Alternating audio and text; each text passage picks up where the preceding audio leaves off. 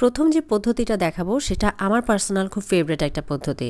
এক্ষেত্রে একটা স্প্রের বটল নিতে হবে। বটলটি যেন পরিষ্কার পরিচ্ছন্ন এবং শুকনো হয়।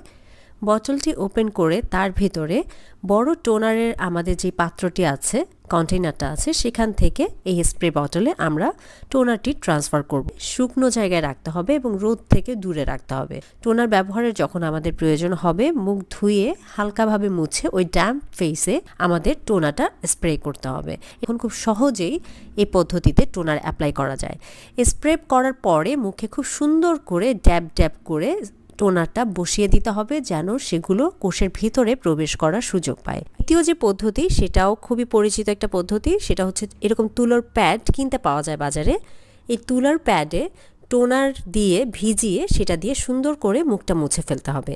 এটা টোনার ব্যবহারের সবথেকে হাইজেনিক পদ্ধতি এবং মুখে এক্সট্রা কোনো ময়লা থাকলে সেটাও চলে আসে।